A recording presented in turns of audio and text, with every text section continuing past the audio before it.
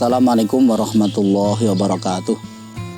Innal hamdalillah nahmaduhu wa nasta'inuhu wa nastaghfiruh wa na'udzu billahi min syururi anfusina min sayyiati a'malina. May yahdihillahu fala mudilla lahu wa may yudlil fala hadiyalah. Asyhadu an la ilaha illallah wahdahu la syarika lah, asyhadu anna Muhammadan abduhu wa rasuluh, amma ba'd. Kaum muslimin wal muslimat rahimakumullah. Alhamdulillah pada kesempatan hari ini kita masih diberi kesempatan oleh Allah Subhanahu wa taala untuk bersama-sama memikirkan perjalanan kehidupan kita. Namun sebelumnya, marilah kita bersama-sama manjatkan rasa syukur kita kehadirat Allah Subhanahu wa taala atas berbagai kenikmatan yang telah diberikan pada kita. Sholawat dan salam mudah-mudahan tetap terlimpah tercurah pada Rasulullah Muhammad sallallahu alaihi wasallam. Kaum muslimin wal muslimat rahimakumullah. Sekedar saling tawasau bil haq, tawasau bis sabr, saling memberikan wasiat tentang kebenaran dan juga kesabaran. Seluruh kita kaum muslimin sudah memiliki keyakinan yang insyaallah ini tidak bisa untuk dikalahkan dengan keyakinan apapun, bahwa setiap kita ini memiliki keyakinan yang sama bahwa nanti ada kehidupan setelah kehidupan di dunia ini. Oleh Al-Quran disampaikan wabil akhiratikum yuqinun, dan terhadap kehidupan akhirat maka orang-orang yang bertakwa itu meyakininya. Oleh karena itu saya ingin mengajak bagaimana kita ini menyiapkan diri kita untuk menghadapi saat itu, yang tentu persiapan kita ini harus kita lakukan sekarang, bukan setelah kematian, tapi justru persiapan itu harus kita lakukan sekarang. Inti dari persiapan kita ini adalah bagaimana dalam kehidupan kita ini mendapatkan ridhonya Allah Subhanahu wa taala. Saya ingin sampaikan bagaimana petunjuk Allah di dalam Al-Quran, di dalam mensikapi masalah ini. Ini bisa kita lihat misalnya di dalam surat Al-Fajr itu, ayat yang ke-27 sampai yang ke-30. Insyaallah kita semuanya sudah hafal. A'udzubillahi minasyaitonirrajim. Ya ayyatuhan nafsul mutmainnah irji'i ila rabbiki radiyatan mardiyah fadkhuli fi ibadi wadkhuli jannati. Wahai jiwa yang tenang, kembalilah kamu ke Tuhanmu radiyatan mardiyah, ini kuncinya, dalam keadaan yang ridho terhadap Allah, artinya ridho terhadap segala yang menjadi keputusannya Allah. Mardiyah, maka nanti ketika kita ini ridho terhadap keputusannya Allah, maka Allah akan ridho terhadap diri kita ini. Kalau Allah sudah ridho terhadap diri kita, maka Allah akan panggil fadkhuli fi ibadi wadkhuli jannati. Masuklah kamu itu ke dalam kelompok hamba-hambaku yang baik. Karena kalau kita menggunakan teori bahasa Arab, ngibadun itu adalah bentuk jamak dari ngabdun. Dan ngabdun ini jamak taksirnya ada dua. Yang pertama itu ngibadun, yang kedua itu ngabidun. Al-Quran kalau menggunakan ibadun, maka yang dimaksud ini adalah hamba-hamba yang soleh, hamba-hamba yang dicintai dan diridhoi oleh Allah. Fadkhuli fi ibadi wadkhuli jannati. Jadi nanti hamba itu kalau sudah ridho terhadap Allah, maka Allah akan meridhoi kepada hamba itu. Kalau Allah sudah meridhoi kepada hamba itu, maka oleh Allah akan dipanggil fadkhuli fi ibadi, masuklah dalam kelompok hamba-hambaku yang baik, wadkhuli jannati, dan kemudian masuklah ke dalam surgaku. Kaum muslimin yang dirahmati Allah, tetapi ini bukan perjuangan yang mudah. Mengapa ini bukan perjuangan yang mudah? Karena ada persoalan-persoalan yang inheren berada pada diri kita, yang kalau kita ini tidak hati-hati, maka akan menjadikan kita ini sulit untuk ridho terhadap keputusannya Allah. Padahal ridhonya Allah terhadap kita itu sangat tergantung kepada ridho kita, kerelaan kita ini terhadap segala keputusan Allah Subhanahu wa ta'ala. Kaum muslimin rahimakumullah, di ayat sebelumnya, yaitu yang ke-15 dan ke-16 di surat yang sama, Allah sampaikan, A'udzubillahi minasyaitonirrajim, fa ammal insanu idza mabtalahu rabbuhu fa akramahu wa na'amahu fa yaqulu rabbi akraman,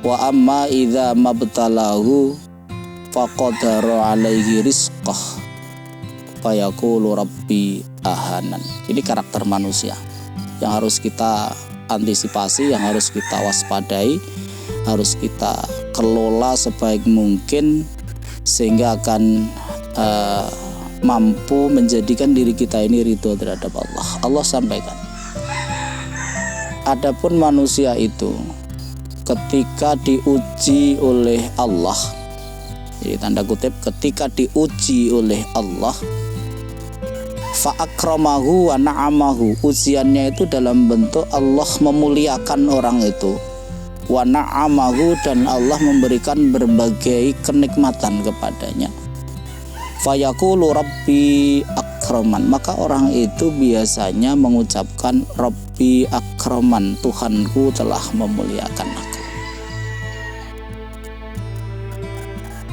Wa idza mabtalahu faqadara alaihi rizqah fayaqulu rabbi ahanan.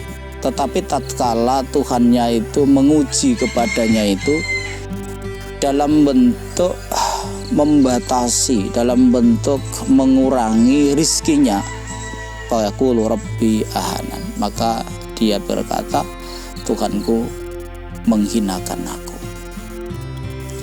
Kaum muslimin wal muslimat rahimakumullah, manusia memang memiliki karakter seperti ini. Jadi ketika sedang diuji oleh Allah dalam bentuk dia dimuliakan oleh Allah, mungkin jadi pejabat, mungkin jadi orang yang terhormat di lingkungan, mungkin menjadi orang yang diagung-agungkan oleh lingkungannya, wa na'amahu, dan dia juga diberi kesenangan, kenikmatan yang luar biasa oleh Allah, dia diberi harta yang banyak, dia diberi kedudukan dan sebagainya, maka orang itu sering mengatakan Rabbi akraman, Tuhanku telah memuliakan aku. Di ayat ini ada sesuatu yang harus kita pikirkan, ada sesuatu yang hilang dari al-insan atau manusia itu. Dia hanya mengatakan Rabbi akraman, Tuhanku memuliakan aku. Padahal kalau kita menggunakan barometer misalnya, ayat yang lain yang berbicara tentang orang yang sangat banyak mendapatkan kemuliaan dari Allah dan juga mendapatkan berbagai kenikmatan dari Allah, cara berpikirnya itu tidak seperti ini. Misalnya Nabi Sulaiman, ketika ada sahabatnya mengatakan, wahai Nabi Sulaiman, orang yang sangat luar biasa, seorang raja, seorang nabi, seorang rasul, diberi kemampuan untuk bisa komunikasi dengan jin, bisa komunikasi dengan binatang. Jawaban dari Nabi Sulaiman itu bukan Rabbi akraman, tapi jawaban Nabi Sulaiman ini adalah liyabluwani aashkur am akfur. Jadi ketika Nabi Sulaiman ini mendapatkan berbagai fasilitas dari Allah, dimuliakan oleh Allah, dan juga diberi berbagai kenikmatan oleh Allah.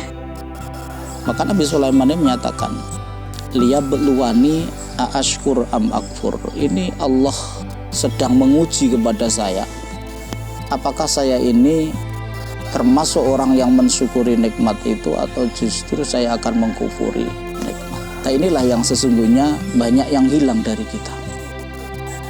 Jadi itu sudah digambarkan oleh Allah, kalau kita tidak hati-hati maka nanti akan menjadikan diri kita ini tidak merasa bersyukur kepada Allah, tidak merasa dirinya itu sedang diuji oleh Allah. Padahal kondisi seperti inilah yang sesungguhnya nanti akan bisa menghadirkan ridhonya Allah. Jadi ketika kenikmatan ada pada diri kita, mungkin kesehatan ada pada diri kita, mungkin usaha kita ini lancar, mungkin kita ini disanjung-sanjung atau mendapat penghormatan yang luar biasa di tengah-tengah lingkungan kita, maka yang harus kita lakukan itu adalah berpikir, liyabluwani aashkur am akfur. Allah sedang menguji saya, apakah saya ini termasuk orang yang bersyukur atau orang yang kufur. Bukan seperti yang digambarkan Allah sebagai bentuk sindiran Allah kepada kita, Rabbi akraman, Tuhan sedang atau telah memberikan kehormatan kepada saya. Kemudian yang berikutnya, wa amma idza mabtalahu faqaddaru alaihi rizquh fayaqulu rabbi ahanan. Tetapi ketika manusia ini diuji oleh Tuhannya dengan dibatasi atau dikurangi rizkinya, maka biasanya manusia itu berkata, Rabbi ahanan, Tuhanku telah menghinakan aku. Inilah yang menjadi sumber yang secara inheren ada pada diri kita. Kalau ini tidak kita renungkan, tidak kita antisipasi, maka akan menjadikan diri kita itu ketika kenikmatan itu banyak pada diri kita, kita ini merasa dimuliakan oleh Allah tanpa menyadari bahwa itu adalah ujian dari Allah Subhanahu wa Ta'ala. Tetapi ketika dia itu dibatasi rizkinya, dikurangi rizkinya oleh Allah, maka orang itu berpikir Allah sedang menghinakannya. Kaum muslimin, Al-Quran ketika menyebut istilah rizki itu maknanya mencakup seluruh apa yang diberikan oleh Allah kepada kita. Bukan hanya terkait dengan masalah amwal, harta benda, tetapi rizki itu juga menyangkut masalah kesehatan, menyangkut masalah ketenangan dalam keluarga, menyangkut masalah pekerjaan, menyangkut masalah, ya termasuk salah satunya itu adalah penghasilan kita. Jadi rizki ini komplit begitu. Nah, apapun di dalam kehidupan ini, ujian yang diberikan oleh Allah kepada kita, kalau kita ini menginginkan untuk mendapatkan ridhonya Allah, maka harus kita terima dengan penuh kelapangan hati. Jadi baik dalam kondisi yang menyenangkan hati kita, jangan lupa bahwa kita ini sedang diuji oleh Allah, maupun dalam kondisi di mana berbagai rizki itu dikurangi oleh Allah, kita juga harus tetap berpikir bahwa ini bagian dari ujiannya Allah Subhanahu wa Ta'ala. Kalau kita bisa menyadari seperti ini, kita bisa untuk menata jiwa kita menjadi jiwa yang tenang, ya. Artinya berbagai fasilitas yang ada tidak membuat diri kita ini menjadi sombong. Rizki itu dikurangi oleh Allah tidak membuat kita ini merasa hina. Maka insya Allah kalau batin kita ini bisa seperti ini, maka hati kita, batin kita ini bisa ridho kepada Allah. Dan ketika kita ini ridho kepada Allah, maka Allah akan menurunkan ridhonya kepada kita. Kalau kita ini sudah diridhoi oleh Allah, maka Allah akan sampaikan, fadkhuli fi ibadi wadkhuli jannati. Masuklah kamu sekalian dalam kelompok hamba-hambaku yang soleh, dan masuklah kamu sekalian ke dalam surgaku. Kaum muslimin wal muslimat rahimakallah, mudah-mudahan secercah sinar yang diberikan oleh Al-Quran kepada kita ini mampu masuk ke dalam relung hati kita, masuk ke dalam jiwa kita, sehingga bisa menginspirasi terhadap diri kita dalam seluruh aspek kehidupan, yang tujuan akhirnya adalah semoga kita semuanya ini mendapatkan ridho dari Allah Subhanahu wa Ta'ala.